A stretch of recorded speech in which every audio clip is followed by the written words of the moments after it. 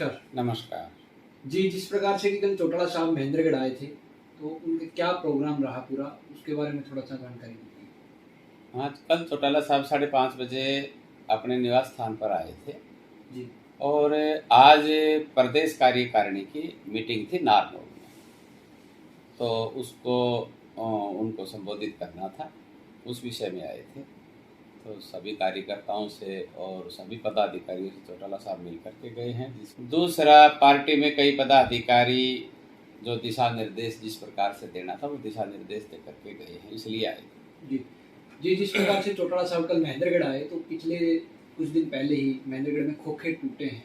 एक बड़ी ये घटना घटित हुई है शहर में। तो उसको लेके सबकी मंशा थी कि चौटाला साहब कुछ ना कुछ इसके ऊपर अपनी प्रतिक्रिया देंगे।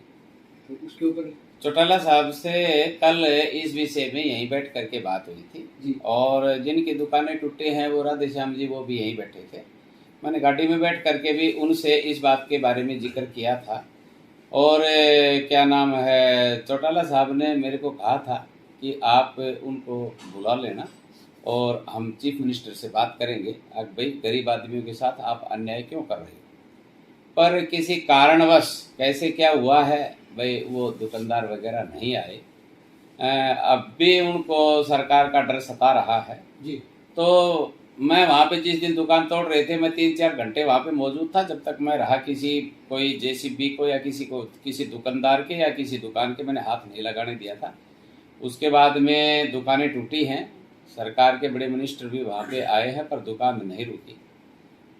तो हमारा समर्थन दुकानदारों के साथ है, हम दुकानदारों के तन मन धन से साथ हैं। चौधरी ओम प्रकाश चौटाला साथ है। मैं जिला प्रधान होने के नाते नहीं, मैं उस परिवार का एक सदस्य हूं और जहां चौटाला मैं हूं वहां चौटाला साहब है, जहाँ चौटाला साहब है वहां मैं हूं। सर, सुनने में ये आ रहा है कि सतनाड़ी के अंदर जो खोखा मार्केट है वहाँ भी दुकानदारों को 3 दिन का समय दिया गया है खोखे हटाने के लिए, क्या कहना चाहेंगे सर? ये सरकार पता नहीं क्या चाह रही है कि किसी गरीब आदमी को ये जीने देंगे कि नहीं जीने देंगे।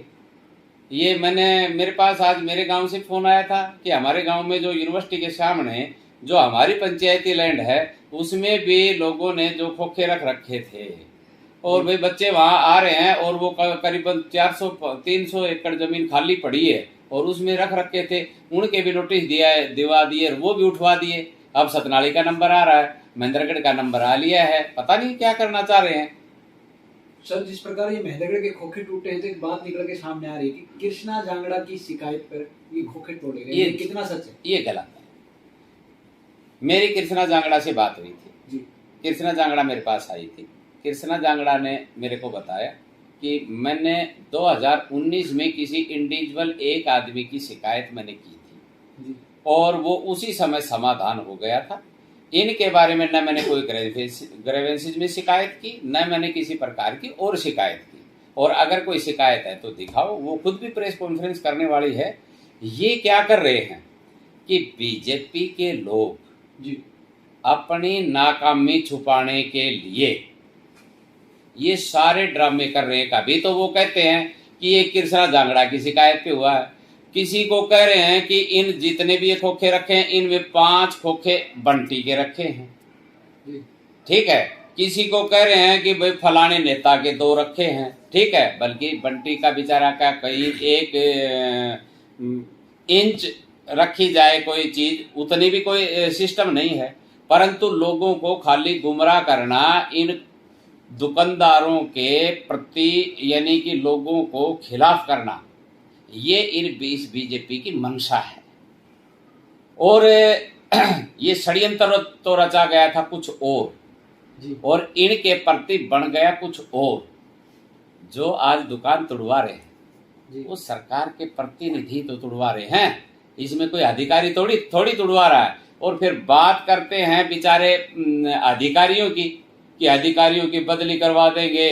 3 दिन से शेर बब्बर चंडीगढ़ बैठा है। अब भाई को शेर बब्बर चाल रनर को और कुछ चाल रन दुकानदारों को बेघर कर दिया और इसमें सरकार का पूरा रोल है और बीजेपी के यहाँ के नेताओं का पूरा रोल है और लोगों को बेघर करने में इनका पूरा सहयोग है। कुछ उनके आदमी हैं वो बाजार में पूरे दिन एक ही बात करते घूमते हैं ये खोखे बंटी के थे, ये कृष्णा जांगड़ा ने शिकायत करी थी अपने ऊपर पल्लू डालने के लिए। पर जनता समझदार है कि काम कौन करवा सकता है, ये किसने रोक कटवाया है। कि प्रोफेसर रामविलास शर्मा की बात की जाए तो उस दिन जब खोखे टूट रहे थे तो वो कुछ समय वहां आए थे, उसके बाद जब धरने पे लोग बैठे हैं तो उनका हालचाल जानने भी नहीं आया। इस विषय में आप क्या कहेंगे? इस प्रकार का हाई प्रोफाइल ड्रामा तो मेरे ख्याल में पिक्चर में भी नहीं होता है जी। बॉम्बे में भी नहीं कर सकते कोई। मेरे ख्याल में कभी धर्मेंद्र अमिताभ बच्चन ने भी नहीं किया होगा ऐसा ड्रामा। तो अब या तो ड्रामा था या फिर सच्चाई है।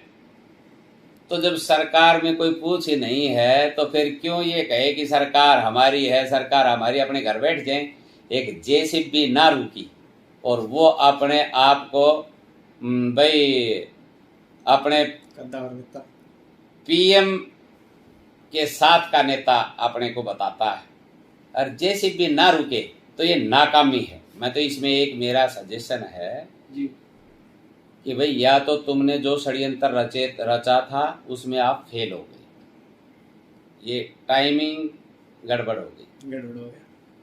अगर आपने ये सिस्टम नहीं रचा और सच में शर्मा जी उस समय जिस प्रकार से भावुक हो रहे थे, किसी की गर्दन पकड़ रहे थे, किसी का सिर पकड़ रहे थे, किसी का हाथ पकड़ रहे थे, हम्बल रिक्वेस्ट कर रहे थे, इतनी रिक्वेस्ट के बाद में अगर फिर पीड़ा पंजा नहीं रुका तो फिर आराम कर लेना चाहिए कि पार्टी के अंदर सिस्टम बंद हो गया है। सर, वर्तमान माहौल देखा जाए तो या तो देश में द कश्मीर फाइल्स मूवी की चर्चा थी या फिर महेंद्रगढ़ में खोखे तोड़ने वाली घटना चर्चा थी। इसी के पीछे एक पत्रकार साथी ने कहीं ना कहीं सच दिखाने की कोशिश की, तो एक पूर्व प्रत्याशी के कार्यकर्ताओं ने उसको गाली गलौज अभद्र तरीके से और उसको मारने तक की धमकी दी। उसके ऊपर क्या कहेंगे? ये क्या होता है कि लोगों की मानसिकता जी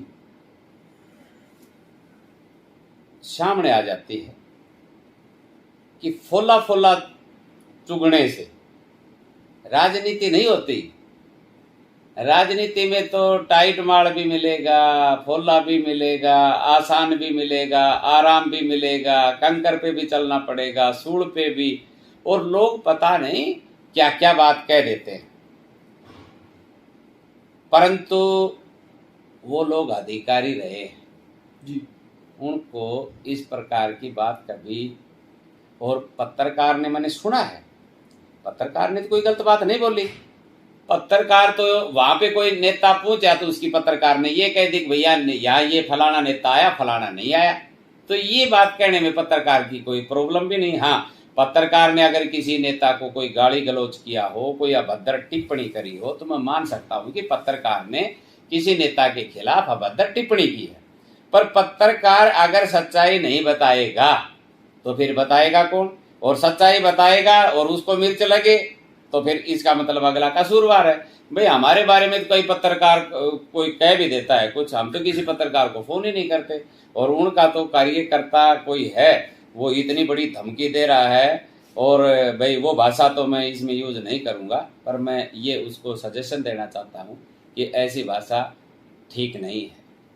किसी पत्रकार को धमकाना भी ठीक नहीं है, किसी को धमकी देना भी ठीक नहीं है।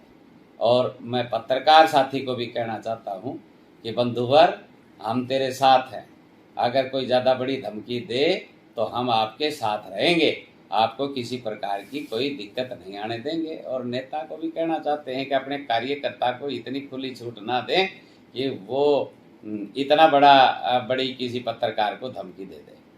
सर, जिस प्रकार से कि जिस पत्रकार साथी को धमकी दी गई है, उन्होंने थाने में भी एप्लीकेशन लगाई हुई है, लेकिन उसके ऊपर भी उनकी एफआईआर दर्ज नहीं हुई है, कोई कार्रवाई नहीं हो रही है, तो आप उस विषय में क्या कहना चाहेंगे? प्रशासन कितनी ढील दे रहा है? प्रशासन तो है ही नहीं जी।